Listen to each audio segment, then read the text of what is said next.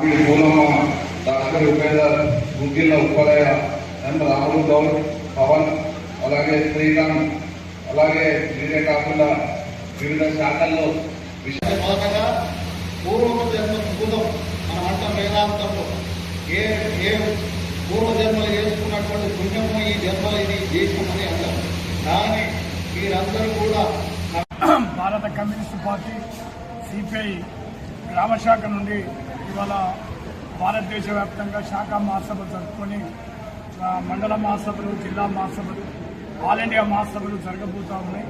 ముఖ్యంగా గత 2-3 నెలల నుండి ప్రతి గ్రామ శాఖ నుండి మహాసభలు జరుపుకొని ముఖ్యంగా ప్రజలు ఎదుర్కొన్న సమస్యల మీద, మరి పాలక పార్టీలు ఇచ్చినటువంటి వాగ్దానాలు, అదే ఈరోజు ఉన్నటువంటి ప్రజల జీవన పరిస్థితి మీద అనేక అంశాల మీద కమ్యూనిస్ట్ పార్టీగా చర్చించి భవిష్యత్ పోరాటాల వైపు ఆలోచన చేస్తాము.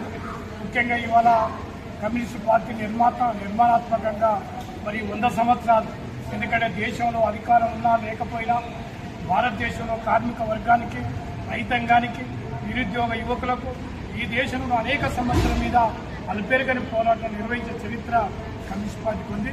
ఆ పోరాట వారసత్వాన్ని ముందు తీసుకుపోతూ తప్పకుండా ఈ దేశంలో కమ్యూనిస్టు రాజ్యం, మరి ముఖ్యంగా కష్టజీవుల రాజ్యం కోసం కమ్యూనిస్ట్ పార్టీ పోరాటాలు సాగిస్తుంది.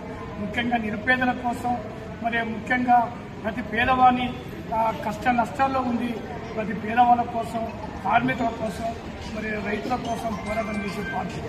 ఇవాళ ఈ దేశంలో ఉన్నటువంటి అధికారంలో బీజేపీ పార్టీ అధికారం నుంచి 10 సంవత్సరాలు గడుస్తున్న ఈ దేశంలో ప్రధాన సమస్యలు, ప్రజల మౌలిక సమస్యలు పరిష్కారం చేయడం పూర్తిగా విఫలమైంది.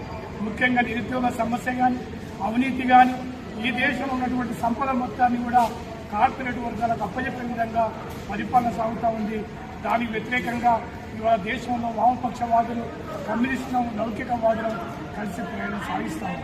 అదేవిధంగా ఈ దేశంలో మరి నక్సలైట్ల మీద, ముఖ్యంగా మావోయిస్టుల మీద పిట్టె లెక్కను కాల్చివేసి రాజ్యాంగం మీద ప్రమాణం చేసినటువంటి మంత్రులు ఇవాళ రాజ్యాంగాన్ని ఉల్లంఘించి శివారం కూడా ఇవ్వకుండా మరి 100 మందిని కాల్చేసినటువంటి ఒక దుర్మార్గమైనటువంటి ఒక రాక్షస ప్రభుత్వం ఇవాళ దేశంలో ఉన్నది.